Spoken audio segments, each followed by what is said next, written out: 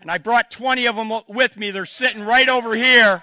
I'll just hold it up for you. It's available, and you don't have to pay too much. As I understand it, you'll pay nothing.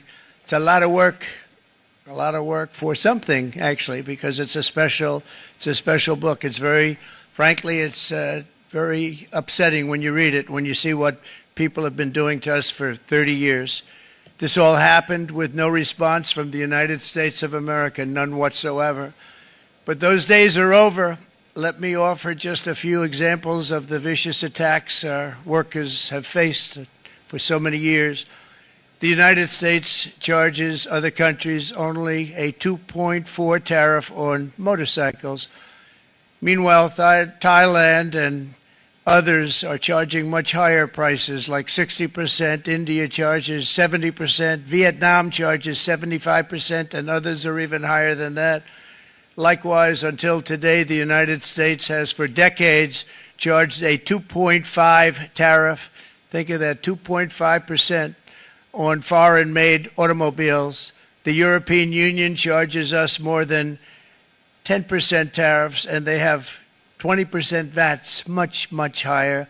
India charges 70%, and perhaps worst of all are the non-monetary restrictions imposed by South Korea, Japan, and very many other nations. As a result of these colossal trade barriers, 81% of the cars in South Korea are made in South Korea.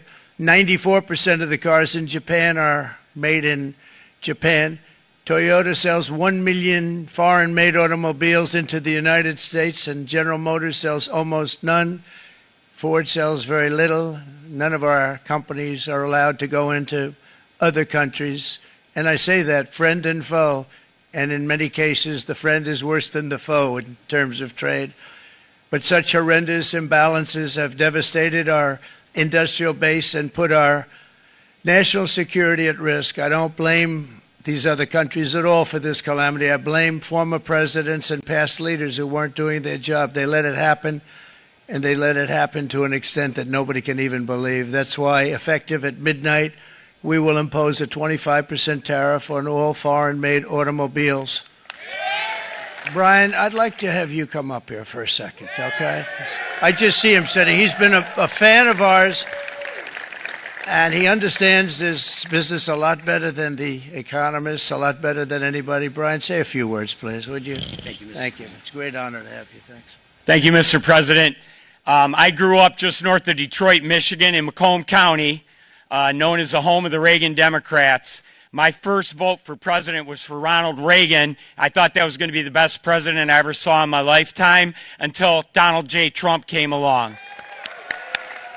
I have watched my entire life, I have watched plant after plant after plant in Detroit and in the metro Detroit area close. There are now plants sitting idle. There are now plants that are underutilized, and Donald Trump's policies are going to bring product back into those underutilized plants. There's going to be new investment. There's going to be new plants built.